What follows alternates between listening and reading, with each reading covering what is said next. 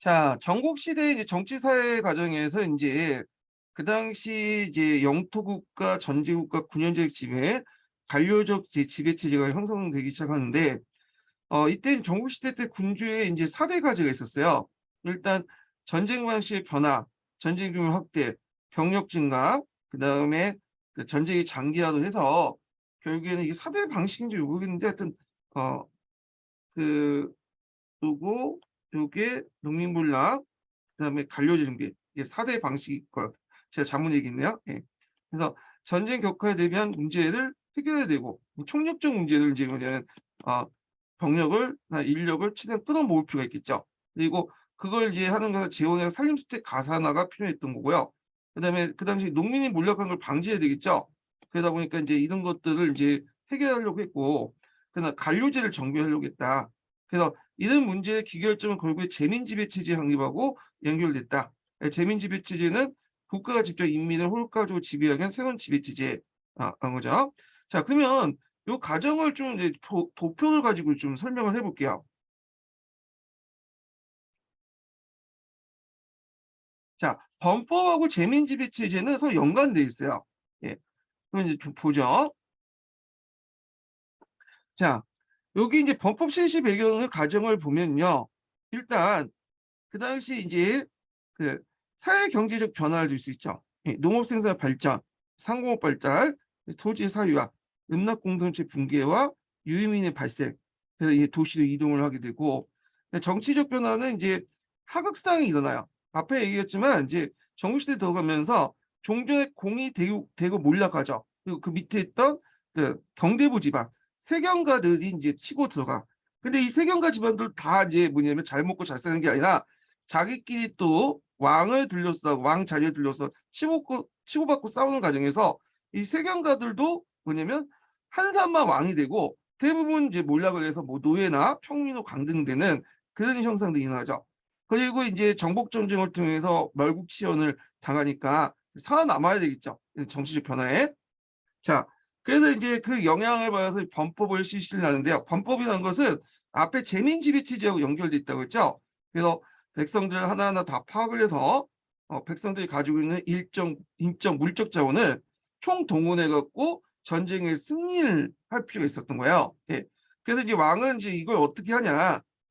자, 범법을 실시하기 위해서 이제 두 가지 방법을 있는데, 하나는 산림수택의 가산화야. 예. 산림수택이라는 건 뭐냐면 산가, 임야와 그다음에 강과 호수 이런 걸 얘기하죠. 그러니까 자연에서 생산된 여러 가지 물자들을 얘기하잖아요. 그러니까 여기에는 소금도 있고 철도 있고 온갖 이제 여러 가지 이제 자원들도 있겠죠. 요걸 가산화시키는 거야. 이게 왜 가산화하냐면 예전에 산림수택은 춘추시대 때는 그 춘추 전국시대 때는 주로 이 공이라든지 경대부가 개인 소유를 할 수 없는 거예요. 개인 소유를 할 수 없는 거고요. 다만 이제 이 산림주택에서 나오는 물자들은 주로 제사에서만 사용했거든요. 네, 제사. 근데 춘추 말기 때부터 앞에서 얘기한 세경가들, 경대부들이 이 산림주택들을 가산화시켜요. 그래갖고 이제 여기에 나오는 물건들 뭐냐면 자기 재산을 만들죠. 대표적인 게 소금 같은 것도 있죠. 소금을 독점 생산해서 판매를 해요. 전매제 같은 걸 실시하고, 그래서 요걸 바탕으로 경제부들이 이제 산림수에 가산을 해가지고 뭐냐면 그 군대도 키우고요. 그 다음에 그 누구를 사인들도 사대부 있죠. 그러니까 사인들 그 사인들도 자기 세력으로 이제 편입을 시키죠. 예. 그래서 이제 이런 식으로 해서 권력을 이제 강화시켰는데, 나중에 전국시대 들어가면서 왕도 이 경대부들이 이제 일부가 왕이 된 거잖아요. 이들도 이제 산림주택 가산화를 더 가속화시키죠. 그래서 여기에서 이제 뭐냐면 물자를 최대한 증발하려고 했다. 그래서 자기가 이제 그 총력전을 사용하는데 뭐냐면 사용하려고 했던 거고, 그래서 이제 여기 보시면 이제 산림주택 가산화 관련된 내용이 있죠. 그래서 군주권의 물적 기반을 확보하기 위한 거고, 산림주택으로부터 나온 수입은 전제 군주를 형성하고 지탱하는 경제적 기반의 역할을 했다. 네. 그래서 여기에 나온 것을 이제 바탕으로 해서 간영 사업을 하거나 제염하거나 제철하거나 다 이거 전매제하고 관련된 거야. 우리가 이제 전매제를 한 무제 때만 생각하는데 한무제 이전부터 춘추 전국시대부터 전매제가 했어. 다 기발됐던 게 이제 산림수택의 가산화 과정에서 나왔던 거다. 이렇게 보시면 돼요. 자, 그다음에 이제 백성들 하나하나 다 파악을 해야 되겠죠. 그래야지 이 백성들에게 조세를 납부하고 군역을 징발할 수 있는 거 아니에요.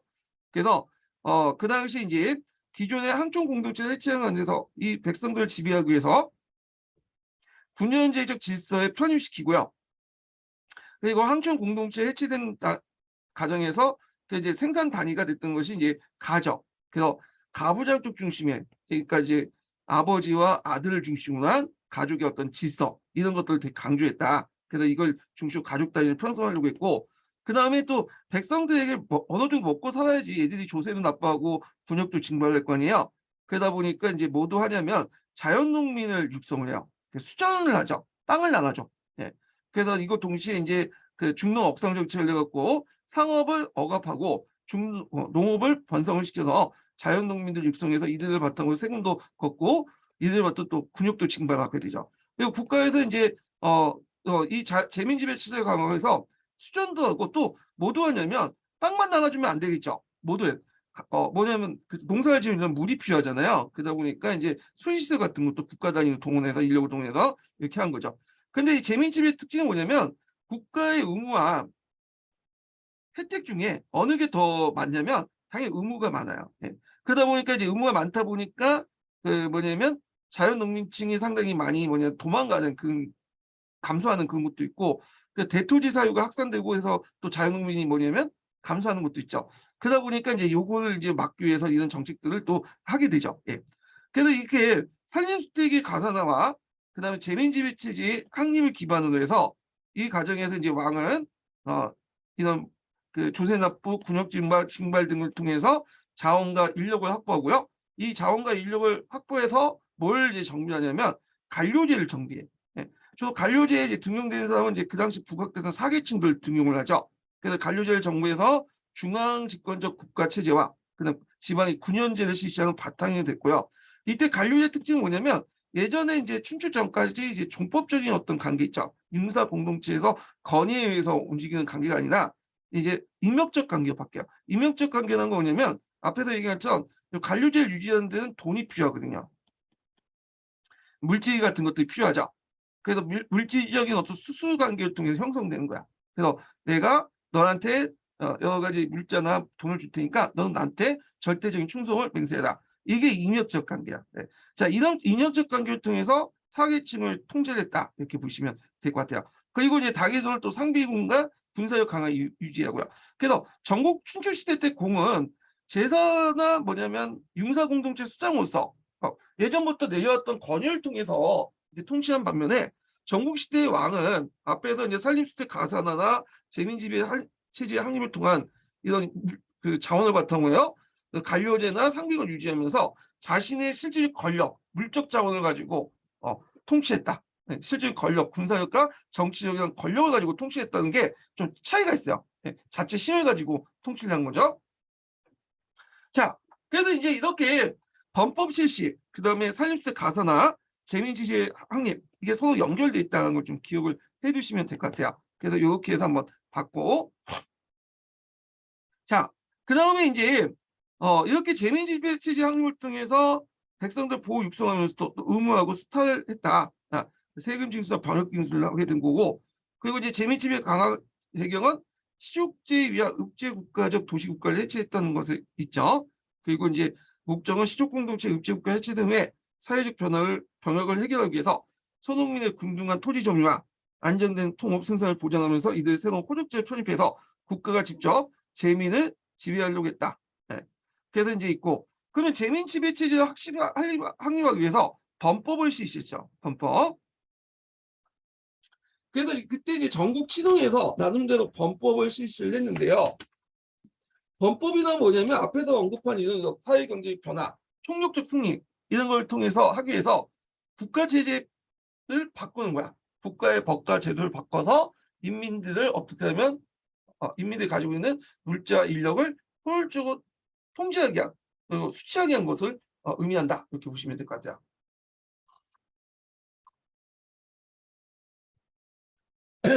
그래서 각국의 범법의 공통적인 목표는 구기족 세력 일소, 재민지배체 장립, 관료제 확립, 농민들의 호족에 등재시키고 호족 활용하려고 했고, 그래서 7대 강국, 전국 치동이라고 하죠.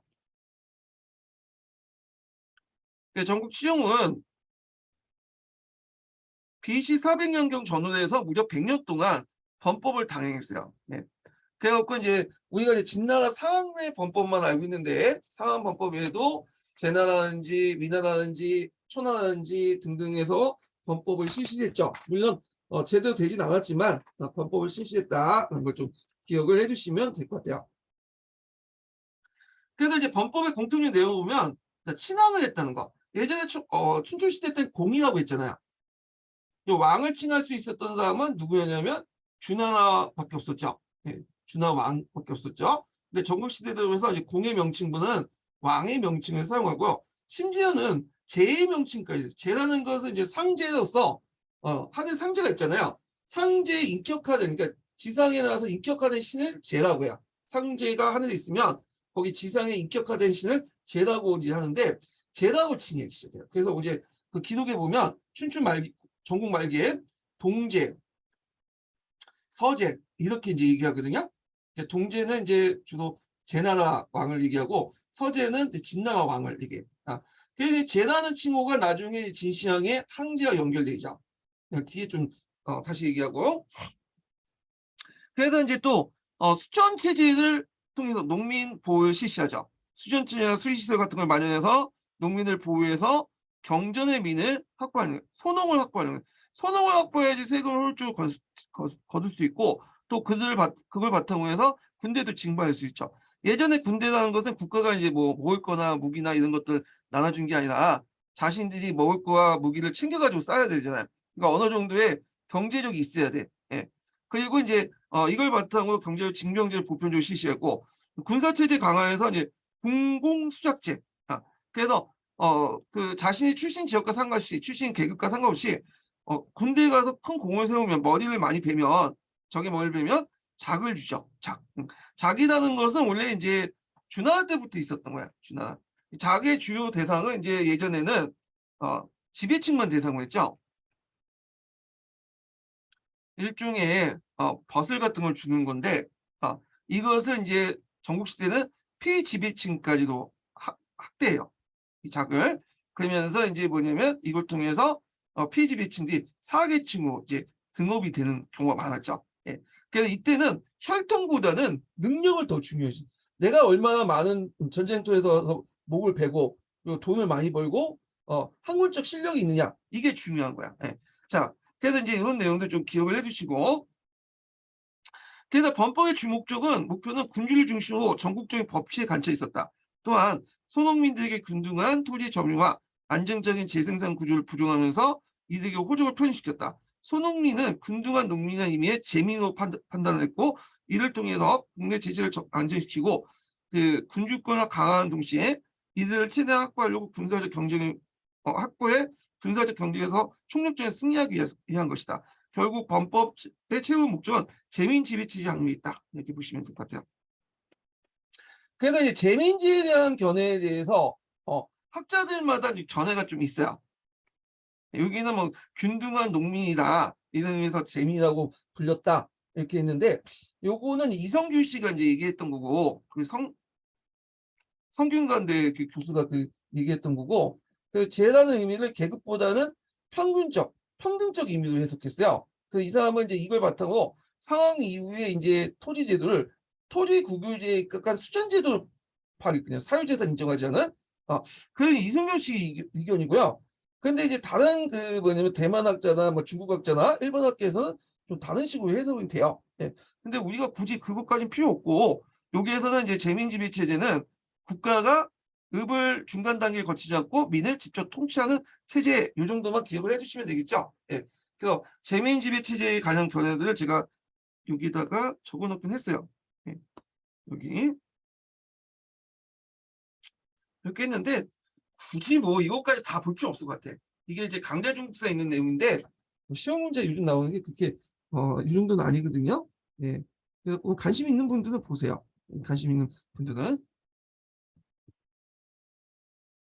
자, 그러니까 지향점 오면 이제 군주권을 좀 정점한 법치 질서를 확립하고 수전체제 정비를 통해서 경제내미나 이걸 최대한 창출하고 주요 산업을 간영하여서 민영 산업을 억제해 수준동의 몰락을 방지하고 국민 출연을 막고자 했다. 왜냐면 소농민이 많은 게 낫지 토지가 양극화해갖고 하면 일단 종전의 어떤 그 침략 구조도 소농민이 이제 적어지면 소농민이 유민화될 거 아니에요. 그래서 이런 것들을 막으려 했던 거예요. 세금도 안 거치고. 예.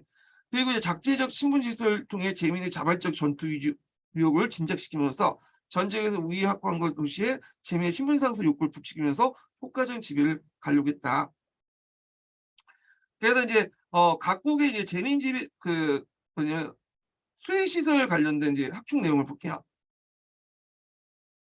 이게 이제 재민 지배 체제 2단 논인데 이거 꼭 외워두세요. 이게 공사 문제 공식 05년 문제에 나왔던 거거든요. 자, 이거는 이제 뭐냐면 수전하고 연결돼 있어요. 국가가 땅을 나눠주면 거기에 끝나는 게 아니죠. 또 물을 대줘야 될 거냐. 물을 대줘야지 뭐냐면 농사를 지을 수 있는 거잖아요. 그러다 보니까 이제 주로 그 뭐냐면 그 전국 시대 때 이제 수의시삭충은 이렇게 수전 확대를 통해서 뭐냐면 그 누를 대주기 위한 그런 목적의 수의시를 확충했다. 이렇게 보시면 될 것 같아요. 물론 이제 춘추 시대는 이제 군사적 목적이 있었지만 그리고 공성령이라는 건 뭐냐면 이걸 얘기하는 것 같아요. 공성령은 보통 성을 공격할 때 성 주변에 한호를 파죠. 예. 그래서 이걸 이제 얘기하는 것 같아요. 한호는 이제 적이 올 때 여기 건너야 되잖아요. 그러다 보니까 이제 맡기기도 하고 또 평상시에는 또 이제 성 안에 있는 사람들의 어떤 식수 역할도 하고 그런 역할을 했던 거죠. 자, 그래서 이제 편호제민의 어떤 편호제민이라는 것을 이제 그 백성을 직접 지배하기 위해서 호족을 편입시키는 걸 얘기하죠. 편호제민의 그 노동력, 조직적 노동력 동원해서 투입시켜서 있고, 그 다음에 이게 또 이제 전국적 수의시설 확충이 가능했던 게 뭐냐면 철기가 일반화됐다는 거. 네. 그래서 이래서 이제 있고, 그다음 기술적인 어떤 발전도 있죠. 수의시설을 만들기 위해서. 네. 그래서 이제 그 당시 개간을 통해 염분 제거및 진흙의 12효과도 창출할 수 있고 뭐 등등. 그 다음에 이제 언 같은 걸 개발했는데 이 언이 많이 개발됐어. 이 언은 뭐냐면 일종의 운하예요. 뭐 지금처럼 큰 운하는 아니고 조그만 이제 소운하인데 강배가 왔다 갔다 할 좀 그 운하죠. 평상시에는 운하를 사용했다가 물이 필요할 때는 운하에 물 빼가지고 이제 뭐냐면 농업 용지로 사용하게 되죠. 농업 용수로. 그래서 관계산업 사례를 보면 이제 뭐 정국어, 진나라 때 성북부의 장수 12거 이런 것들이 쭉 있다. 이렇게 기억을 해두시면 될 것 같아요. 자, 그 다음에 각국의 범법 사항을 볼게요. 범법. 근데 요거는 이제 뭐 시험 문제 나올 것 같지는 않아요. 네. 그렇지만 이제 일단은 그 동계에 있고 하니까 한번 보죠. 위나라를 보죠. 위나라. 위나라는 이제 이해라는 사람이 이제 그걸 주도를 했어요. 그래서 이제 이해는 벽경을 이제 편찬했다고 해요. 예. 그 최고의 성문법조 황정의 체제를 정비를 했다고 하는데 6편으로 구성됐고 그 다음에 이제 그 상황이 제정한 진율에 큰 영향을 미쳤고 이후 한율과 당율에 이어져 동아시아 법적 원형이 됐다는데 근데 법경이라는 것은 지금 남아있지는 않아요. 이건 남아있지는 않고 그런 책이 있었다. 그리고 그런 책을 인용한 그 책들 있죠. 이런 걸 통해서 이제 법경이라는 것들이 이해가 지었다. 그리고 이런 것들이 상당히 의미가 있다. 이런 얘기죠. 그래서 이 사람은 이제 그 손흥민 보호 정책을 했죠. 아까처럼 얘기했지만 이제 그 당시 손흥민을 확보해야지만 세금도 홀조 징수할 수 있고 병력 자원을 또 이용할 수 있잖아요. 자, 그래서 이제 이때 이제 기록에 보면 진징령 징교가 나와요. 네. 그 진징령 징교가 뭐냐면 어, 백성들이 아무리 열심히 일을 해도 그 뭐냐면 수익이 늘어나지 않은데 그거에 대한 분석을 하는 거야. 예. 그래서 당시에 손흥민의 만성적인 어떤 적자 가계로 올라갈 수밖에 없는 현실을 숫자로 분석을 제시했다. 그래서 구체적으로 보면 시험 문제 나오진 않겠지만 뭐 손흥민이 이제 1년에 100석을 이제 생산했다 치면 그 100석 중에 뭐 50% 이상은 세금을 뜯기고 그 다음에 이제 뭐냐면 그 중에 이제 뭐냐면 그 일부는 또 그 경조비 같은 것도 뺏기고 뭐 또 자기 토지가 없을 경우에는 또 그런 그 임대료도 내야 되고 뭐 등등 있잖아. 그래서 항상 열심히 일하지만 실질적으로는 뭐냐면 만성적인 적자를 할 수밖에 없다. 그래서 이게 분석을 제시를 하고 그리고 나서 이제 농법 개정을 통해 농업 생산을 어떻게 증가해서 백성들의 어떤 만성적인 적자 가계를 뭐냐면 그 메꿀 수 있는가 이걸 이제 제시를 했다 이렇게 보시면 될 것 같아요. 예. 그다음 평균법이라는 걸 제시해서 그 당시 그 국가의 그가 개입해서 고가를 조절하는 그런 정책을 했고요. 그다음에 사원포의 장수 10일거를 만들었죠. 예. 그래서 적극적인 농지 개혁을 통해서 국가 단위의 관계 수지 사업을 진행을 했다. 예. 이렇게 보시면 될 것 같고 그다음에 이제 구기적으로 배제하고 뭐 부국강 정책을 이제 뭐냐면 했다. 그래서 이제 이 내용들 이제 같이 보시면 될 것 같아요. 자, 그다음 조나단은 공중령이라는 사람이 이제 집권해 갖고 뭐 했다는데 뭐 그냥 이런 게 있구나 하고 넘어가시면 될 것 같고 여기는요. 자, 그다음에 오기가 이제 했던 게 초나라죠. 초나라. 자, 오기인데 오기는 원래 그 초나사람은 아니에요. 원래는 이제 위나라의 장군으로 있다가 쫓겨났죠. 여기 보시면 오기가 있죠. 네, 쫓겨나고 초나라에서 와서 이제 범법을 단행을 했던 사람인데 그래서 군주권을 강화하고 세습 귀족 세력을 억제하고 능력 있다 인재를 등용하고요. 그 다음에 이제 그 당시 그 강경 정치에 의지해서 부귀족 세력을 방방을 이주하고 귀족 세력의 특권을 배제했다. 불필요한 간직을 없애고 관리의 어떤 기강을 바로 잡았다. 네. 그래서 이제 이런 내용도 있고요. 자, 그 다음에 이제 뒤에 넘어가서 신부대라는 사람이 있어. 예. 신부대는 뒤에 얘기했지만 술치를 정리한 거죠. 법과 같은 경우에는 그 법치, 세치, 수치가 있잖아요. 그중에 술치의 대가가 신부대야. 그래갖고 이제 그 혼혈적인 관료제의 운영 방식을 도입해서 간주에 강력한 군주권을 확립했다. 그래서 재난 추기가 있었다고 그래요. 뭐 이건 넘어가시면 되고. 근데 대부분 이제 중앙 지역 다른 나라의 어떤 범법은 실패했어. 왜 그러냐면 이 기득권 세력들이 많아요. 한나라, 제나라, 그다음 조나라, 뭐 이런 위나라 다 중원에 있는 나라들이잖아. 중원에 있는 나라다 보니까 이제 어떤 기득권 세력, 귀족 세력들 반발도 많을 수밖에 없고, 그래서 이 범법을 추진했던 상당수가 끝이 안 좋아. 대부분 기득권 세력이 공멸받고 뭐 숙청당하거나 나중에 기양 보내거나 뭐 이렇게 해갖고 이제 죽게 되죠. 예. 자, 그런데 이제 이에 반해서 이 앞에 있는 나라에서 유일하게 이제 범법에서 성공한 나라가 있었어요. 이게 어디냐면 진나라죠. 예. 진나라는 그 앞에 있는 중원에 있는 나라보다 지리적으로 볼 때는 좀 뭐지 변경에 있는 나라죠. 좀 문화적으로 보면 낙후해. 낙후하다 보니까 기득권 세력도 이제 성적이 적고요. 그다음에 이제 그 백성들이 순진하다고 할까요? 그러니까 이제 그 국가에서 얘기하면 어, 반발하지 않고 그때 수능에서 받아들이는 그런 성향이 있어갖고 이제 성공했다고 하는데 자, 이 진나라의 범법을 이끌었던 사람이 상황이죠. 근데 이 사람도 진나라 사람이 아니에요. 원래는요. 이 사람은 이제 그 진나라 사람이 아니고 위나라 사람이야. 외국인이에요. 그래서 이제 상황이라고 하고 공송한 또 위양이라고 하죠. 위나라에서 왔기 때문에 보통 이제 법과 사상을 이제 공부했던 사람인데 보통 법과가 발달된 나라가 진나라, 위나라, 조나라, 한나라, 한이조야. 중원에 있는 나라에서 법과가 발달했는데 처음에 이 사람이 위국 자기 국가에서 인용되지 못하고 결국에는 진나라로 들어왔어요. 그래서 진나라 때 호공이 각국의 이제 부국강병의 인재를 이제 구한다는 소문을 듣고 이제 들어와서 결국에는 이제 호공의 신을 받고 뭐냐면 범법을 이제 추진하게 되죠. 예. 이게 왜 갑자기 왜? 자, 상황의 인연적 기반은 예전에 한번 시험 문제 나왔죠. 법가적 부국강병주의 또는 여기 법가적 부국강병주의보다는 법가적 중랑 억상 정책 이렇게 보시면 되겠죠. 자, 그래서 법가적 중랑 억상 정책을 했다. 그래서 중랑 억상이라는 건 그 당시에 이제 뭐냐면 그 모든 사람들이 했던 그런 것들이죠. 모든 정치들이 했는데 또 제자백과 사상들도 또 유교나 법가나 다 뭐냐면 중농 억상 정책을 강조해요. 그런데 이제 유교하고 이제 법가는 중농 억상 정책의 어떤 그 가정이 좀 다르죠. 유교 같은 경우에는 그냥 내버려두면 된다. 그냥 무원칙이야. 근데 법과 같은 경우에는 정부가 적극적 개입해 갖고 억상을 해야 된다. 그 중동을 해야 된다. 이렇게 내세우죠.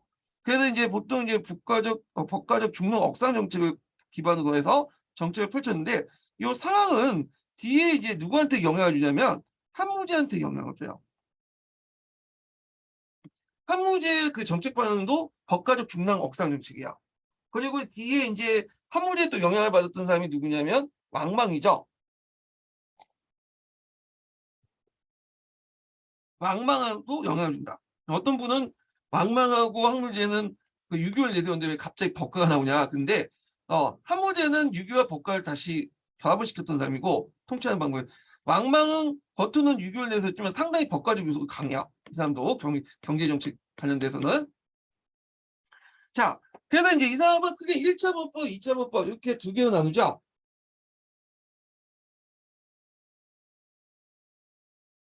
그래서 이제 수도를 함양으로 옮기거든요. 함양은 오늘날 말하면 이제 서안, 예전에 장안, 이런 지역이야. 그러니까 이제 간중의 요지를 얘기하죠.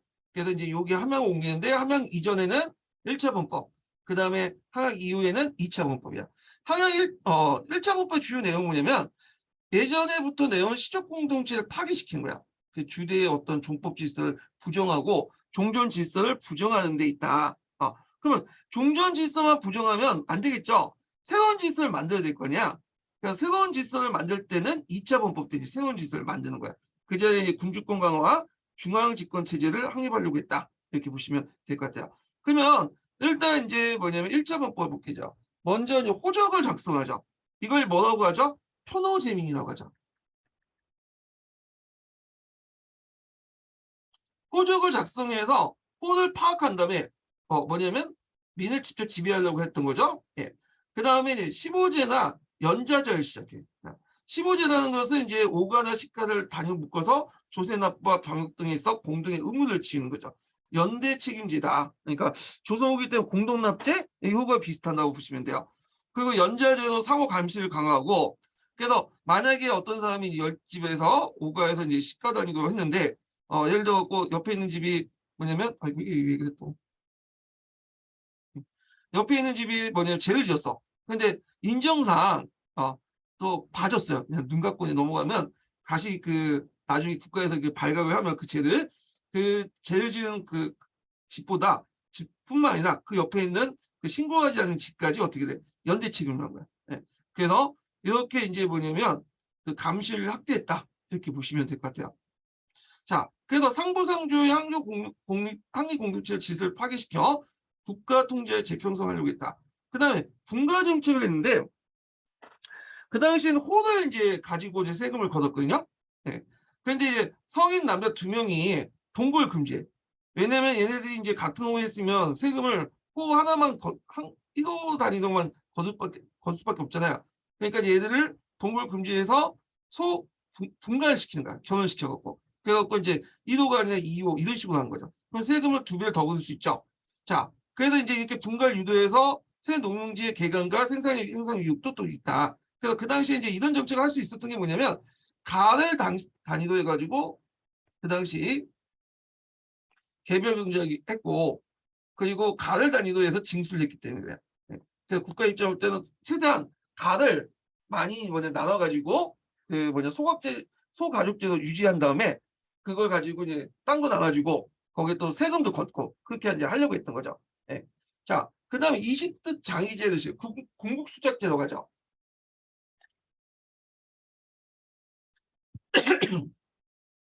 자, 예전에 작은 주로 지배층들에만 주어졌어요. 근데 이제 이때 피지배층들도 그 국공, 그러니까 군대에 가서 공을 세우면 작을 받을 수도 있도록 했어요. 그래서 이제 이때부터는 이제 혈통이 아니라 능력에 따라서 받는 거죠. 자기가 이제 많은 그 이제 군사적 공헌을 하거나 국가에 큰 공헌을 할 때 작을 주어져. 그러니까 아무리 이제 높은 지위에 있는 사람도 결국에는 군사 공헌이 없거나 뭐 국가에 별로 큰 기여를 못하면 자격을 못 받는 거야. 예. 그래서 이제 기존의 세습에 의한 신분제 일체 없애고 그 국가에 대한 공헌들 기준으로 정치 사회적 지위를 보장하는 제도를 실시했다. 그래서 국공에 따라 자기를 부여하고 그 자기를 등급을 20등급으로 나누어 그 합당한 지위를 누릴 수 있도록 20등 작제를 실시했다. 그리고 자기의 서열에 따라서 전택의 규모, 그다음 보유할 수 있는 토지의 양, 노비수, 의복 등을 차등으로 주어졌고요. 자, 그리고 중농 억상 정책을 했죠. 농업은 사회적 부를 창출했지만 상공은 사치품을 창조한다. 그리고 농민은 정착해 통제에 수긍하는 하지만 상업하는 사람은 이동을 해서 안 통제하기 어렵다. 그리고 얍삽하다. 그리고 그 당시 그 입장은 농업 자체는 이제 눈에 보이는 생산물이 있잖아. 근데 상인이나 상공업은 눈에 보이는 생산물이 없죠. 국가에 꼭 필요한 것도 아니고, 그러니까 농업을 우선시할 수밖에 없어요. 네. 그래서 필요하고 이제 인정하긴 하는데 농업을 더 중요시 여겼다. 그래서 중농 억상 정책을 했다. 이렇게 보시면 될 것 같아요. 자, 그래서 이제 1차 범법 관련된 내용이고요. 그래서 2차 범법 볼게요. 자, 1차 범법 아까 지금 얘기했지만 종전의 어떤 그 질서를 무너뜨린 거잖아. 근데 이제 2차 범법은 종전의 질서를 무너뜨린 자리에 새로운 질서를 만드는 거예요. 예. 그래서 이거는 중앙집권적 체제죠. 자, 그래서 이제 그 결과 이제 경제 발전과 군사 양상으로 진이 최초의 통일제국이 하는데 이바지했는데 앞에서 이제 분가 정책 있죠. 분가 정책을 더 효율적으로 이제 뭐냐면 해서 한다. 그래서 더 분가를 시켰다. 그래서 이제 예전에 뭐 10인 정도만 인정해 줬는데 뭐 5인 정도 이제 해갖고 줄여버린 거죠. 그래서 소가 정책을 더 뭐냐면 진전시키고 그다음에 기존의 소도, 향업, 치 이런 것들은 다 뭐냐면 예전에 음락의 이름이죠. 이걸 묶어서 헌으로 묶고 이게 현승을 파견한 거야. 그래서 정연도에 31개 현을 설치했다. 9년 지배적 체제를 확립했다. 그래서 우리가 이제 그 진시황 때 9년제가 실시됐다고 이제 알고 있지만 그 진시황 때 9년제는 그 뭐냐 전국적으로 일괄적으로 확대를 시켰다는 얘기지. 실제로는 춘추 말기 때부터 진나라 초나라 때 이미 이제 현이나 군이라는 이런 행정명칭이 보이기 시작해요. 그래서 이걸 이제 확대시켰다. 2차 범법 때는 이렇게 보시면 되고. 자, 도량을 통해서 국가의 경제 통제를 했고 수전제도를 시행했죠. 그래서 토지의 균등한 분배로 토지 점유의 불균형을 해소하고 토지의 사회를 확장하고 농민의 안정적인 재생 등 구조를 확보하려겠다. 재민에게 분배할 토지를 확보할 목적으로 땅을 나눠줬다. 근데 이 수전체대에 가지고 이걸 이제 뭐라고 하냐면 이제 대천맥이라고 하거든요. 천맥제라고 해요. 천맥제.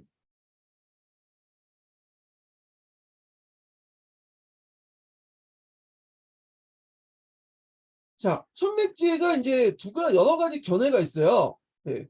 그래서 이제 이게 이제 크게 중국학계 견해하고 일본학계 견해하고 그다음에 그 이성규 씨 견해가 있어요. 예전에 이성규 씨 견해가 나왔겠는데 이 천맥제를 해석하는 과정에서 이제 여러 가지 선이 있어. 천맥제에 관련된 내용이 별로 이제 안 나와 있어요. 기록에 보면 그냥 땅을 나눠줬다 그 내용이 있고 뭐 천맥제는 이제 관련돼서 뭐 개천맥 결려층 및 재원전 이런 말만 나왔어. 그러니까 이제 이런 걸 가지고 이제 학자들이 이게 어떻다 저떻다 막 해석을 할 거 아니에요. 그러면서 이제 다양한 견해들이 나왔던 건데 그래서 이걸 제가 이제 그 동계뿐만 아니라 이제 여러 가지 책들을 보고 정리를 했어요. 예. 그래갖고 이제 그 크게 중국학계의 견해를 기존의 땅을 인정해줬다. 사회주의 추진설과 그다음 일본학계는 토지 분구설, 항무지를 나눠줬다. 근데 이제 이성규 씨는 이제 공유지설을 내서 우리가 보통 이제 춘추 전국시대 토지가 사유화됐다고 하지만 실제로는 뭐냐면 그 국유지였다. 그래서 토지를 공유하는 시스템이었다. 그래갖고 이제 춘추 전국시대 토지 사유화의 경향을 부정하고 이걸 이제 국유지 형태로 해갖고 이제 해석을 하거든요.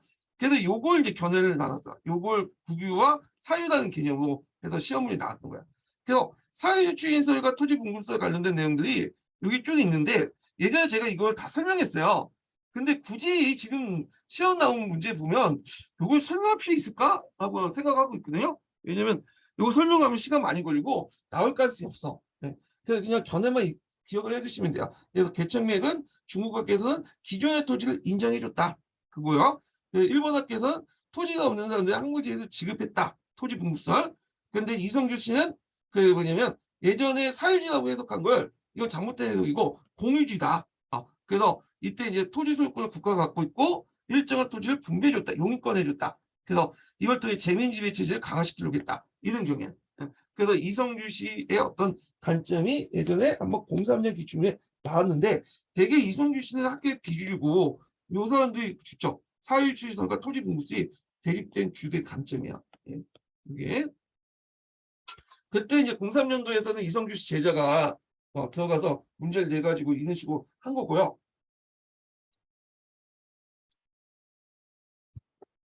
실질적으로는 이제 일본 학계, 중국 학계 논쟁은 요거다. 사회주의 취지성과 토지 분급설. 자세한 내용은 여기 있으니까 좀 기억을 해두시고. 그래서 이 청맥제 관련된 내용이 이제 기출에 나왔으니까 기억을 해두시면 될 것 같아요. 그래서 요거 둘러싸고 밑에 표가 있는 위에 표인데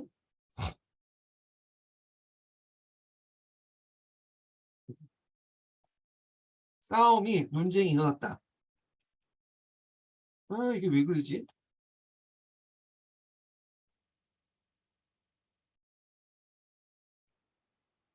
자, 그 다음에 재원전인데 재원전도 이제 두 가지 관점이 있어요. 네.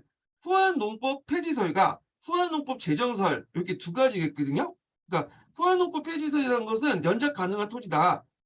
그래서 이게 해석한 거고 그 다음에 이에 대해서 후한농법 제정은 한나 때도 그 뭐냐면 연작 가능한 토지가 별로 없었는데 물론 그 전국시대 때 물론 전국시대 때 무슨 연작 가능한 토지가 있냐? 이거는 후원전은 뭐냐면 후경농법을 후원전에 했다. 그래서 후원전을 이제 후경농법을 위해서 재원전을 준 거다.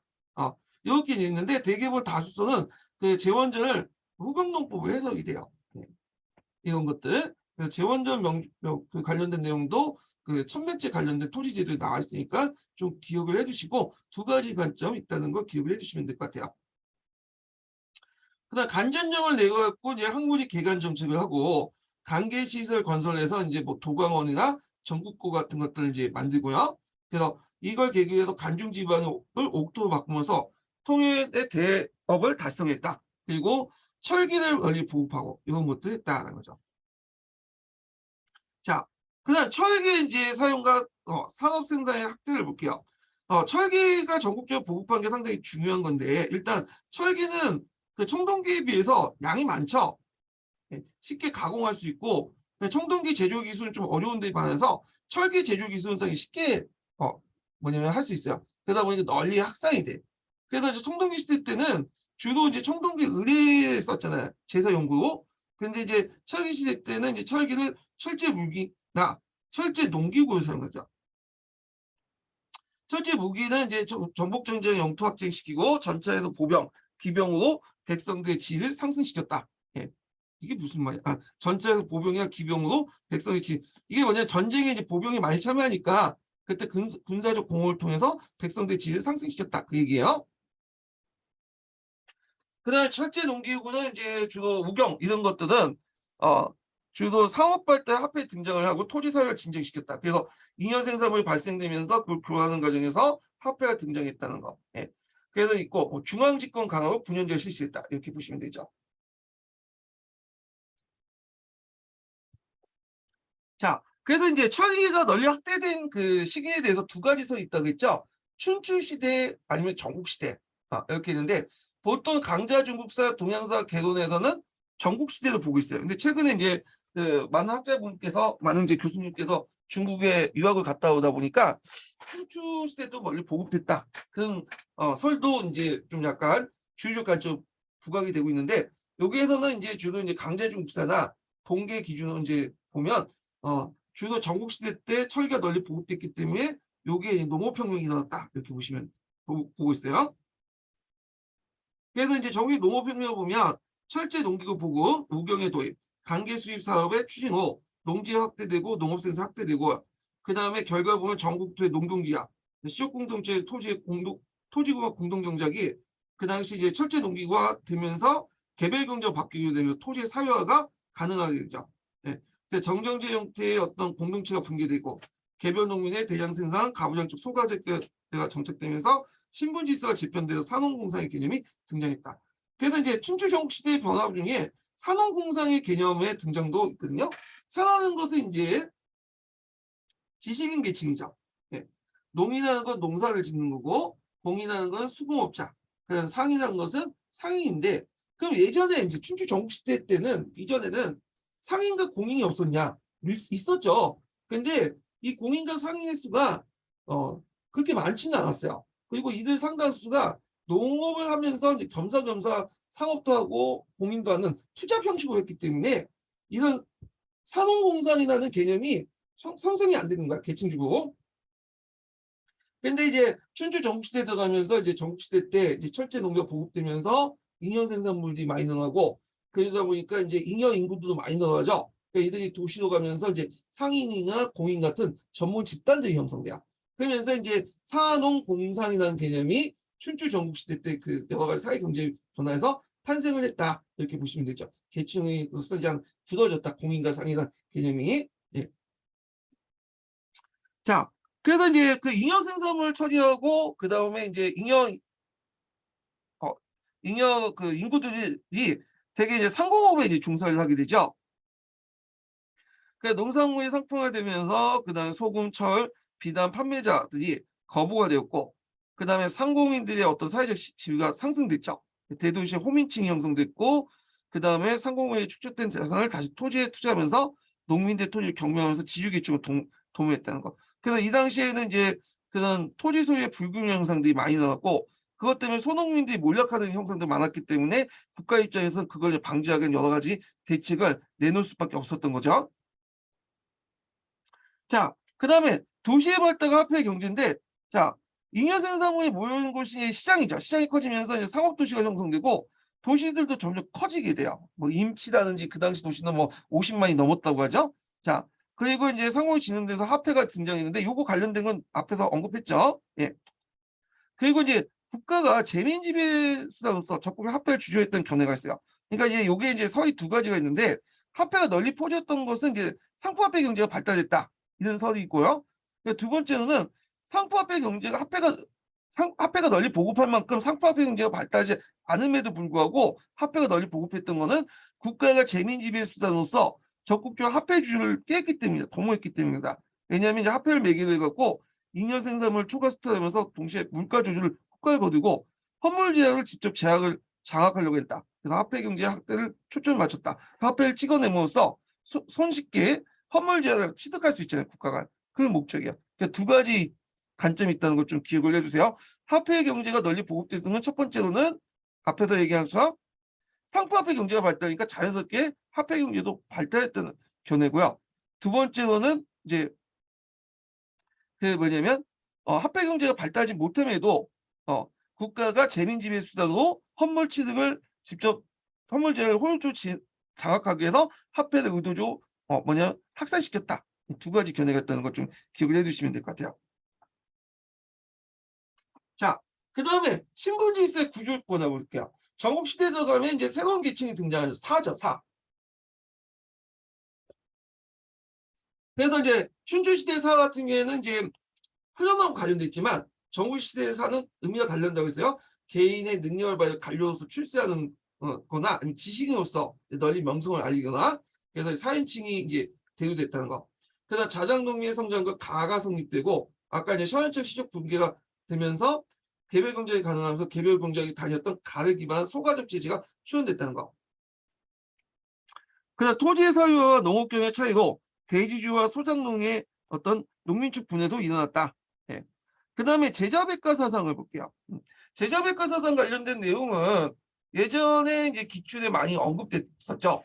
예. 그래갖고 한 세네 문제 이제 뭐냐면 나왔던 것 같은데, 자, 이 제자백과에서 이제 제자라는 건 뭐냐 하면, 제자는 건 여러 제자죠. 여러 제자. 여러 제자. 예. 자라는 것은 이제 뭐냐면 성인들에게 붙여주는 의미가 자예요. 그래서 우리가 맹자, 순자, 공자 원래 이름이 아니죠. 그래서 공자는 이름이 군이었어요. 근데 이제 자라고 이제 붙인 거는 성인들에게 붙여주는 게 자예요. 백자라는 것은 많다는 의미야. 예. 우리가 이제 백으로만 해석하면 안 돼. 이거는 많다는 거야. 가라는 것은 집가자죠. 근데 이거는 우리가 생각하는 이 집안의 의미가 아니라 학문의 학단을 의미한 거야. 그럼 이걸 해석하면 뭐겠어요? 여러 성인들이 이끄는 여러 성인들이 이끄는 많은 학단들이라는 뜻이야. 제자백가라는 의미가 있죠. 그래서 제자백가는 춘추 전국 시대 때 나타난 학자 학파를 총칭한다. 그래서 출현 배경을 보면요. 시족 집단이 해체되어서 집단의 어떤 정통적 속성에서 해방된 사람들이 많았다는 거.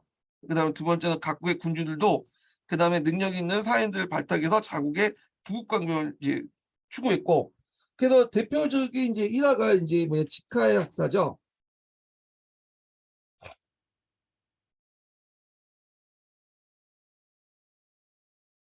그래서 일종의 이제 제나라의 수도가 임치인데 임치의 그 직하라는 곳에 직하문이 있어요. 거기에 이제 많은 그 제자백가들 모여서 살기 때문에 직하 약사인데 적극적으로 이제 이런 인재들 육성해서 부국강명 이용하는 과정에서 이런 그 관료 집단들이 형성이 됐죠. 그 다음에 이제 학식과 능력을 통해 신분 상승의 욕구를 표출했고 사상의 자유와 지식이 확대됐다. 뭐 이런 것도 있고요. 그 성격은 사학적 학문 집단이다. 그 능력을 중시하여 훌륭한 스승 밑에 제자들이 형성됐고 국가를 통치하고 백성을 다스리는 효율적 방법에 관심이 있었다는 거. 그래서 학문과 정치가 일치해서 현실 문제 해결 정치 사상을 제시했다. 그리고 정치 사회적 존재로서 인간의 탐구 대상을 했다. 요게 이제 좀 특징일 수도 한계죠. 그냥 인간만 탐구했지 과학이라든지 뭐 물질이라든지 이런 것들에는 별로 관심이 없었어. 주로 인간에 대한 어떤 윤리 이런 것들, 정치 사상 이런 것들 관심 있죠. 물론 이제 그 문과처럼 이게 기술자 집단이잖아요. 그 과학이나 물질에 관심 있는 사람들도 있긴 있었어요. 그런데 대부분은 인간을 초점을 맞췄기 때문에 주로 이제 인간의 어떤 윤리, 정치 사상 이런 거에 초점을 맞췄다는 거죠. 자, 그 개인보다는 사회 국가를 강조하면서 인간의 행복 추구는 인간 윤리만 강조했다. 그래서 이것도 이제 뭐 한계라고 볼 수 있죠. 아까 지금 얘기했잖아. 인간 윤리만 강조. 행복은 그 개인보다는 사회 국가 그리고 인간 윤리, 행복 추구하는 우리하고 좀 맞지가 않죠 지금 하고. 물론 이제 예도 있어요. 어떤 사상이든 이제 흐름도 예가 있죠. 그래서 이제 양자 같은 사람은 이제 개인주의를 되게 강조하고 뭐 그런 것들인데 이건 예의적인 거고 전반적인 특징이 그렇다는 거야. 자, 그래서 이제 있고 마지막 인증번호 알려드릴게요. 마지막 인증번호는 81번입니다. 마지막 인증번호 81번입니다. 자, 육아를 볼게요. 육아. 육아는 이제 어떤 사람들이냐면 우리가 이제 육아를 이제 그 공자가 세웠다고 이제 보잖아요. 근데 원래 유라는 집단은 공자 이전에도 있었어요. 원래 이제 유가 이제 한자 적으면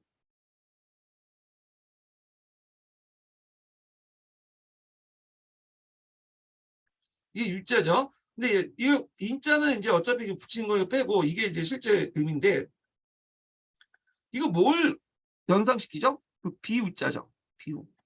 요게 이게 이자인데 이게 뭘 형상화되냐면 그 예전에는 이제 곱사뚱이가 있었죠. 허리가 좀 굽어가는 장애인들 있잖아요. 이 장애인들이 주로 하늘의 기우제를 이제 담당을 했어요. 그래서 요걸 표현한 거예요. 곱사뚱이 곱이 그 허리 그 곱사뚱이를 표현한 거고 그래서 곱사뚱이들이 뭐냐면 그 제사를 지내는 그걸 이제 기우제라는 그런 걸 표현한 거야. 그래서 그 당시 유다는 자체가 곱사뚱인들이 이제 기우제를 하기 위해서 만든 거야. 근데 이게 더 발전돼서 이제는 기본적인 어떤 신에 대한 제사,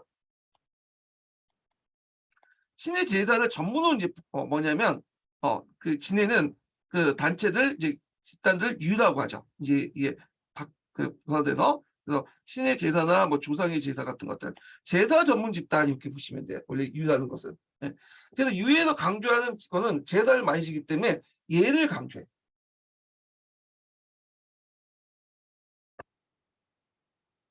예를 강조해.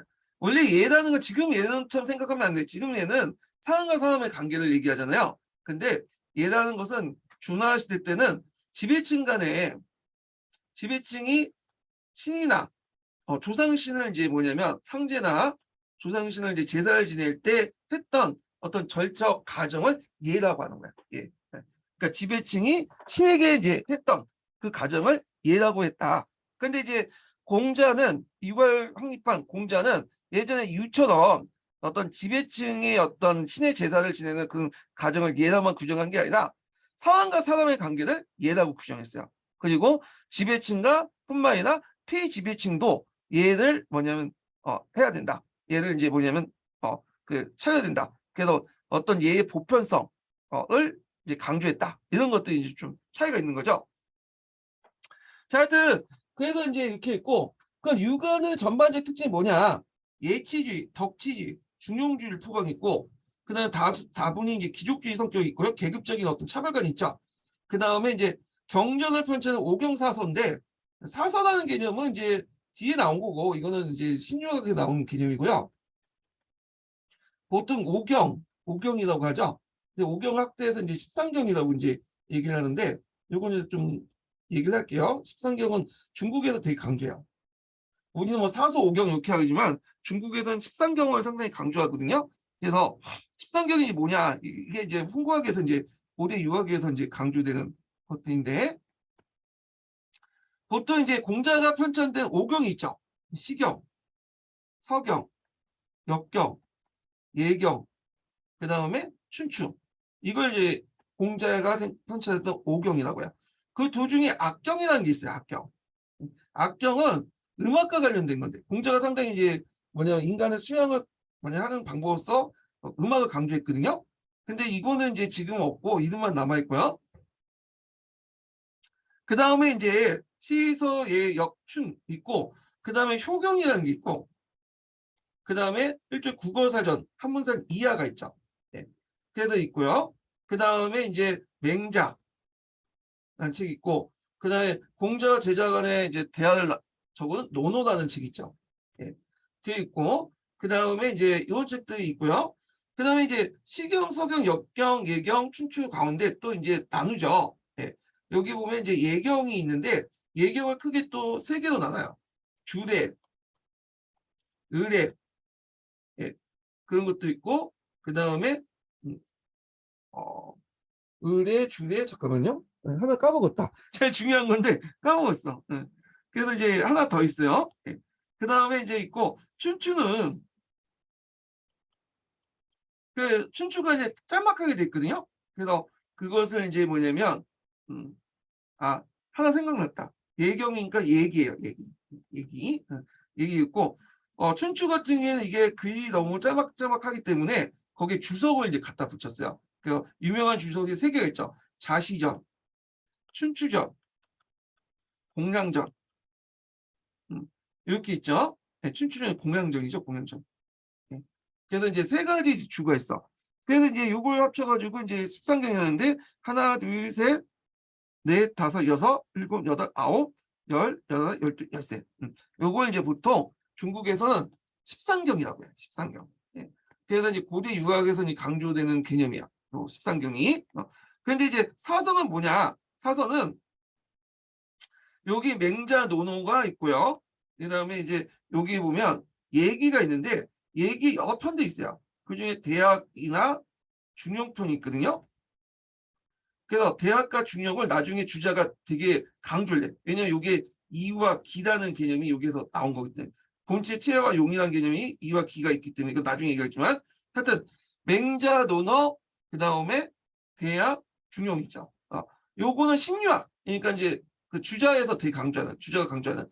그 주자가 맹자 논어, 대학 중용의 사서 집주라고 새로운 해석을 하고, 기존의 이제 책들에 또 줄을 갖다 붙여요. 그래서 예전에 주자 이전에 그 해석하고 요 해석하고 주자 이후의 해석이 완전히 달라. 그 똑같은 시경을 보다도 주자가 이전에 해석했던 것과 시경을 주자가 해석한 것을 완전 달라. 그래서 이제 주자 이후부터는 예전 유학과 너무 다르기 때문에 신유학이라고 갖다 붙이잖아요. 하여튼 이제 오경 사서인데 13경 내용은 이제 기본적인 상식상 지금 얘기를 했고요. 그래서 이제 그 먼저 이제 그 볼 게 공자죠. 육아 중에 공자. 그 다음에 공자 있고, 그 다음에 맹자가 나오고요. 그 다음에 이제 순자 이렇게 있는데, 공자가 그 제자가 맹자가 아니고 맹자의 제자가 순자가 아니에요. 네, 계보가 좀 달라요. 좀 후대 사람이에요. 네. 그래갖고 이제 이건 뒤에 얘기했지만 맹자 같은 경우에는 그 공자의 후사상을 이렇게 쓰나 증자가 있어요. 증자가 이제 호경을 썼던 사람이죠. 그리고 증자의 제자가 자사고요. 자사의 제자가 맹자야. 그러니까 맹자는 공자하고 관계는 스승의 스승의 스승이죠. 네, 할아버지 정도 스승이 되는 사람이 공자고, 순자도 약간 이제 계보가 이제 보면 공자의 예사상을 강조했죠. 이거는 호고, 그 공자의 예사상을 강조한 사람인데, 예사상을 공자의 자아가 있고요. 자아의 제자가 순자예요. 네. 그러니까 순자 입장할 때는 그 스승님의 스승이 되는 거죠. 공자가 이렇게 이제 계보가 됐다, 이렇게 보시면 돼요. 네. 자, 그러면 공자를 볼 텐데, 이 공자는 이제 예전에 한번 시험에 나왔던 사람인데, 요걸 잠깐 보면요. 이거는 좀 보충 자료 가지고 좀 보자.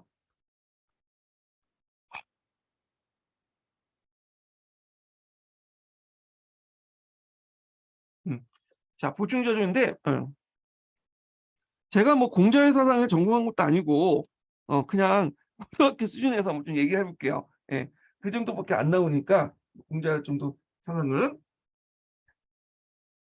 자, 공자는 이제 그 사상을 알 수 있는 것이 뭐냐면 문헌을 보면 논어죠. 논어는 이제 그 사서 중에 하나죠. 공자가 이제 죽은 후에 제자들이 스승과 제자단에 남긴 언록들을 정리한 책이 논어예요. 논어. 그 다음에 이제 예기의 대학과 중용에서 그 일부 나와요. 이 내용이. 자, 공자는 사회적 혼란의 원인을 뭘로 봤냐면 그 인해상실로 봤어요. 인해한 건 뭐냐? 인해한 것은 여기 나왔지만 인간다움, 사랑을 의미해. 그래서 그 인간다움, 사랑이 없어졌기 때문에 사람들이 정이 없고 삭막하고 그렇기 때문에 사회 혼란이 일어난 거다. 그래서 이제 이 사람이 입장을 때는 그 당연히 인이 없으니까 사회 혼란이니까 인을 회복하려고 했죠. 인을 회복을 어떻게 하냐? 얘를 실천함으로써 회복할 수 있다. 이렇게 했어요. 그 인간다움이라는 것은 인이라고 볼 수 있는데,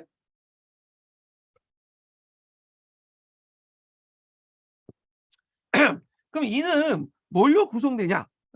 그래서 이제 두 가지로 구성돼요. 인간다움, 사랑. 그다음에 내면의 선천적인 도덕성에 의해서 구성이 된다. 그래서 이제 이때 이제 그 인간다움, 사랑을 강조할 때 이제 어떤 관계를 중요하냐면 호재춘신을 강조해요. 호재춘신. 그래서 그러니까 아니 어떤 그 인간다움, 사랑에서 이제 나온 네 가지 또 덕목이 있어. 호재충신인데 호재충신이 뭐냐 하면 여기에서 호언하는 건 효도를 얘기하고 제다는 건 우애를 얘기하고요. 그 다음에 신은 믿음인데 충의 의미가 좀 달라. 충이라는 건 우리가 이제 어, 국가나 군주에 충성을 하라 이렇게 연상을 하잖아요. 근데 국가나 군주에 충성을 하고 그런 개념들은 전국시대 말기 때 등장한 거 유교에서 초창기 때 이제 공자에서 말하는 충이라는 것은 마음의 중심을 잡으란 뜻이야. 여기 보시면 마음에다 중심에 딱 중자가 있죠. 이게 정성을 다하라는 의미야. 그러니까 우리가 이제 생각하는 그런 충의 개념하고는 다르다. 공자가 초창기 때 나왔던 그 충의 개념은 뭐냐면 그 이런 의미예요. 정성을 마음의 정성 다라는 의미지 뭐 군신이나 군주에게 나라에게 충성을 해라 그런 내용이 아니에요. 후에 만들어진 개념이야. 자, 그래서 이제 이렇게 인간다움과 사랑을 되게 강조했다. 그리고 이제 효제 충신 중에 제일 강조되는 부분 중에 하나가 효와 제예요. 효도와 우애를 강조했죠. 이게 이제 인의 출발점이다. 그러다 보니까 효와 제라는 것은 뭐예요? 가족적이고 혈연적이죠. 네. 그래서 이제 이 사람은 이제 뭐라고 주장하냐면 사랑이랑 인이라는 것은 어쩔 수 없이 차별적일 수밖에 없다. 먼저 자기 가족들부터 생각할 수밖에 없고 자기 부모님이나 형제자매, 자식들 생각할 수밖에 없고 그 다음에 이제 뭐냐 지역 공동체, 그 다음에 국가사회, 그 다음에 뭐 천하를 생각할 수 있다. 그래서 차별을 강조하죠. 근데 이거에 대해서 이제 뭐냐면 묵자가 반대해서 무슨 얘가 이게 차별이냐 겸연을 강조하잖아요. 그래서 이제 이런 것들이고 이제 이런 것들은 다 가족주의의 어떤 이 가족 이기주의에 불과하다. 뭐 이렇게 이제 주장을 하게 되는 거죠. 그래서 이런 것들이 인제 뭐냐면 좀 다르다라는 거죠. 예. 그래서 인제 이 맹자의 사상에도 요게 이제 잘 보이죠. 이 공자 제자라고 돼 있는데 엄밀히 공자의 제자가 아니죠. 제자의 그 스승의 스승의 스승이죠. 하여튼 뭐 계보상 그런 거고 그래서 친기진 장기작이라 이런 말이 있어. 그 사랑이란 것은 내 주위로부터 시작해서 점점 넓어질 수밖에 없다. 그래서 사랑을 똑같이 베풀이지만 현실적으로 사랑을 다 똑같이 베풀 수는 없죠. 나가 있으면 내가 있으면 요 주변부터 인제 점점 선형적이거나 이런 것들 관계를 통해서 확대되는 거죠. 예. 여기는 좀 약간 깊게 하고 요건 좀 얇게 사용 주고 여기는 약간 주고 여기는 뭐 아주 쪼끔 주고 우리가 말하는 인류애라는 것도 결국 요 속이 요 범위에 속하는 거잖아요. 음. 그렇지만 우리가 가족 간의 어떤 사랑이나 어떤 연인 간의 사랑보다는 뭐냐면 상황 깊이가 낮을 수밖에 없죠. 예. 이런 것들이야. 자, 그래서 인제 인을 요렇게 인제 했고 그다음에 이제 인을 알기 위한 방법은 인제 그 공자가 강조하는 것은 이건 좀 우리도 새겨 들을 만하네요. 축의급인. 나를 믿어서 남에게 미친다. 그래서 내가 싫어하는 걸 남에게 강요하지 말라는 거야. 예. 이게 인제 있는데 물론 이제 내가 싫다고 해서 남이 싫다는 건 알 수 있죠. 남이 좋아할 수도 있는 거고 내가 좋다고 해서 남은 또 싫어할 수도 있는데 하여튼 뭐 이렇게 나를 먼저 생각한다면 내가 싫은 거는 남한테 강요하지 마라. 예. 그리고 보편적 호혜적 사랑을 이제 강조했다. 그래서 내가 좋아하는 걸 남에게 베풀고 내가 하기 싫은 걸 남을 미루지 않는다. 뭐 이래서 기신부용 무론 어인이라고 이제 하죠. 물론 요거는 현대사에 맞지는 않는 것도 있어요. 왜냐하면 현대사에서 다양한 취향이나 이런 것들이 있잖아. 어 그래서 이런 것들이 이제 적용되지 않은 것도 있는데 적용된 부분도 많죠. 예. 자 하여튼 뭐 이렇게 이제 보시면 될 것 같고 자, 그래서 인제 이렇게 해서 인제 인을 회복하기 위해서는 호재 충신을 강조하고 그다음에 인제 축의 근인 같은 걸 하게 되고 이를 보조하는 수단으로서는 뭐냐면 예를 강조했어. 예. 예. 이게 보존. 그러니까 인을 인제 이거는 내면이잖아요. 그래서 이거를 바꾸는 표출하기 위해서 예를 이제 수행하도록 했어. 예라는 거는 원래는 이제 신하고 인간 간의 어떤 관계 그리고 주로 지배층에만 적용됐던 건데 공자가 위대한 것은 이걸 지배층에 적용했던 예를 피지배층까지 확대시켰고요. 그리고 인간과 뭐냐면 신과의 관계에서 넘어서 인간과 인간의 관계로 적용했다는 거야. 그 인을 신선하는 방법 예를 줬다. 예라는 것은 이제 예인을 말하죠. 예인. 그래서 외면적인 사회 구조를 통해서 그 얘기했다. 그래서 이제 극기복례 같은 것들을 얘기하고 예를 통해서 인을 이제 표출하도 했다. 이렇게 보시면 돼요. 근데 나중에 이제 성리학이나 이런 것들이 고조화되면서 어떤 게 문제점이 되냐면 인이 본질적인 건데 내 마음의 수양이 강조인데 마음의 수양을 표출하기 위한 방법이 예잖아요. 근데 성리학이 나중에 가락화되고 인제 형식화되면서 예를 더 강조해. 그 본질이 없어지고 예만 강조되면서 예의 형식 문제가 집착을 하게 된 거야. 예. 이건 공자 때가 아니라 이제 나중에 성리학 관련된 내용이니까 그때 좀 얘기를 하고요.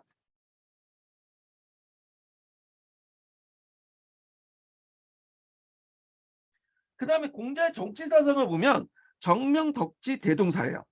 먼저 첫 번째 정명. 정명이라는 건 뭐냐면 자기의 이름값을 하라는 거야. 이름값을. 예. 그래서 유명한 말 있죠. 군군 신신 부부자자. 예. 군은 군인하는 군은 군다워야 되고 왕은 왕다워야 되고 신하는 신하다워야 되고 그다음에 아버지는 아버지여야 되고 아들은 아들다워야 된다. 이게 군군 신신 부부자자거든요. 예. 그런데 이제 뒤에 이제 맹자는 만약에 왕이 왕답지 못하면 어떡하냐.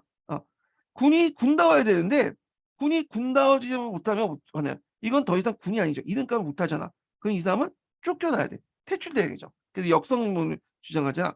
그래서 인제 하여튼 이 정명론이 있고 그다음에 덕치. 그래서 왕은 인제 지배자는 예의와 도덕을 통해서 통치를 해야 된다.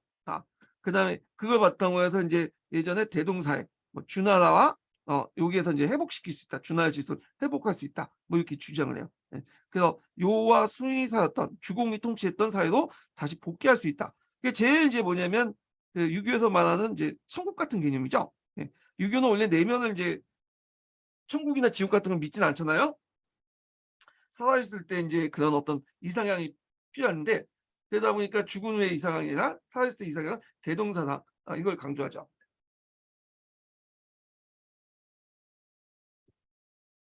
그래서 이제 이렇게 공자의 사상을 좀 설명했어요. 제가 뭐 공자 사상 전공한 사람도 아닌데 하여튼 이게 좀 있고요.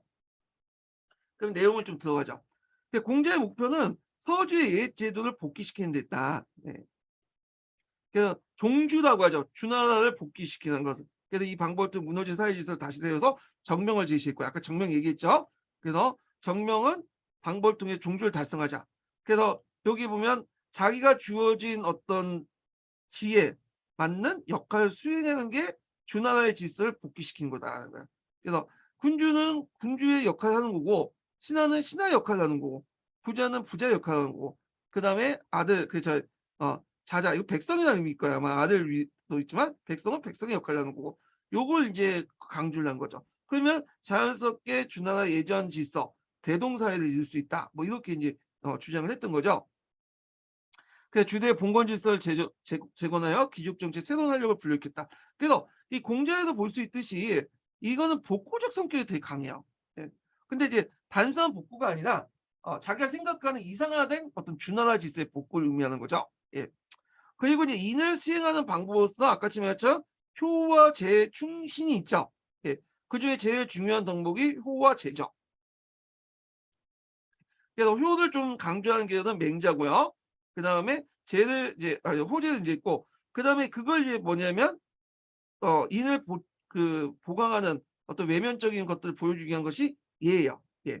그래서 예와 악을 통해서 교육 방법의 인을 가진 군자를 배양을 한다. 그래서 일종의 외면적인 교육을 통해서 해야 되는데, 자, 그래서 내면을 이제 뭐냐면 키우기 위해서 인간다움을 키워서 예와 악이라는 어떤 내면적인 교육 방법, 외면적인 교육 방법을 사용해야 되는데, 요때 예라는 건 지배층이 적용되는 거고 악이라는 건 피지배층이 적용된다. 이렇게 되는데, 물론 이제 얘를 이제 피지배층도 같이 적용되는데 피지배층도 문자나 이런 걸 잘 모르니까 그 보조 방법 악을 강조했어. 음악을.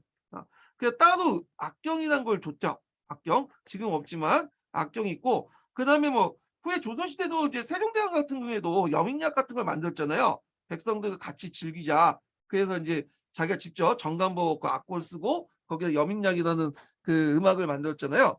네, 그래서 백성들 즐기기 위한 건데 왜 그걸 악을 통해서 음악을 통해서 백성들 교화시키려고 하는 거야. 이게 이미 공자 때부터 얘기했던 거야. 공자 때부터. 예. 근데 제가 한번 예전에 KBS 역사 스페셜인가 거기서 그 여민락을 한번 들어봤거든요. 예. 근데 그 그냥 백성들을 즐기기보다는 좀 약간 그런 것 같아. 예. 그 좋은 노래겠죠. 하여튼. 자, 그 정치가는 이제 인과 예를 주는 도덕 정치, 예, 이런 것들을 강조했고, 그래서 이제 이런 내용도 이제 보시면 되고, 요거는 좀 지워주세요. 이거는. 요거보다는 앞에서 설명한 제 부분 있죠? 이게 나을 것 같아. 예. 요거는 자기식대로 해석하신 것 같아요. 이거는요. 예. 자, 그리고 군자의 도덕적 동물 인을 강조했다. 그리고 그걸 수행하는 방법으로서 예와 악을 강조했다는 거. 예를 통해서 객관성을 갖고 있을 거. 왜냐하면 제가 얼마나 이제 내면을 도덕성이 갖고 있는지 모르잖아. 외부에 관찰하기 위해선 예의 수행을 통해서 극기복례를 통해서 할 수 있는 거죠. 그 얘는 도덕적 성실세 실천의 표현이다. 근데 문제는 이제 주자학에서는 이를 너무 강조하다 보니까 이제 인이 중요한 게 아니라 마음의 수행이 중요한 게 요게 더 중요하게 되죠. 그 목적과 수단이 이제 도치되는 그런 형상들이 일어나게 되죠. 자, 중용은 이제 내적인 도가 외적인 예 균형을 얘기하는데 요거 중용 관련된 내용을 설명하려면 한참 걸어. 네. 그래서 중용을 실정에 바라는 그 중간 상태, 바라지 않는 상태를 중용이라고 하거든요. 예. 그래서 요걸 이제 철학적 설명은 그런데 중용을 강조했다. 중간을 딱 강조했다. 그것만 기억해 두시면 될 것 같아요. 그냥 요 철학적 설명하면 너무 길기 때문에 우리가 굳이 그것까지 알 필요 없고,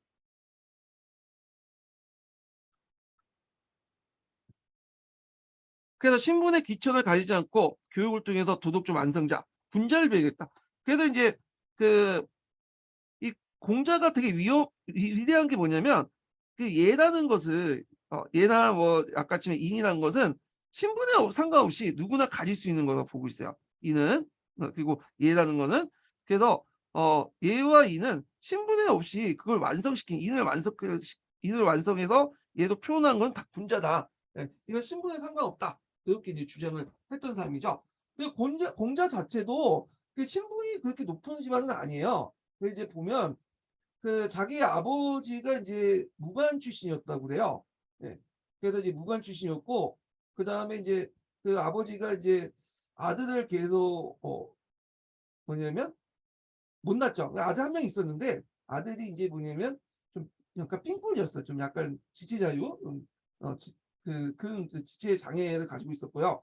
그러다 보니까 이제 막판에 70대 노인네가 좀 뭐가 약간 좀 미쳤죠. 그래서 좀 또 아들 얻으려고 그 당시 16살의 안시녀 딸을 취해가지고 야합해가지고 낳은 자식이 공자예요. 이 안시녀는 이제 어떤 사람이냐면 무당집 딸이라 보시면 돼요. 무당집 딸.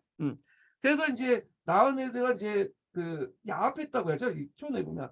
그래서 요 아버지와 그 아주 늙은 아버지와 젊은 어머니, 아주 어린 그 오늘날만 미성년자하고 이제 야합을 해가지고 그 낳은 애가 공자인데, 그래서 아버지는 일찍 죽고요. 어머니도 좀 일찍 죽어요. 나중에. 네. 그래갖고 주로 어머니 집에서 이제 많이 지냈어. 그래서 맨날 보는 것이 무당집이다 보니까 이제 제사 지내고 이런 것들을 봤겠죠. 그러다 보니까 이제 자기한테 큰 영향을 줬는데, 그러다 보니 공자 집안도 그렇게 위대한 집안이 아니에요. 공자 자신이 이제 일반 이제 민이죠. 예, 귀족, 그 귀족이 아니라. 그리고 이제 이름 자체도 이제 중리라고 해서 공자는 나중에 붙여진 명칭이고, 중리가 어떻게 쓰나? 음, 중리인데 니자가 제가 이제 잘못 쓴 것 같은데, 이 니자가 그 뭐냐면 짱구머리 니자예요. 짱구머리. 중자라는 것은 이제 두 번째 자식이죠. 그러니까 두 번째 자식인데 짱구머리다. 그런 의미야. 그래서 이런 이름을 붙인 것은 이 사람이 이제 귀족 출신이 아니라 일반 이제 천민이나 평민 출신인 걸 알 수 있어. 예. 그래서 이게 볼 때 이제 공자 같은 경우에는 신분 태어날 때부터 흙수저였다. 이렇게 보시면 되죠. 그러다 보니까 이제 신분의 기천을 가지지 않겠지. 자신도 신분이 낮다 보니까 이원과 연결시켜서 보시면 될 것 같아요.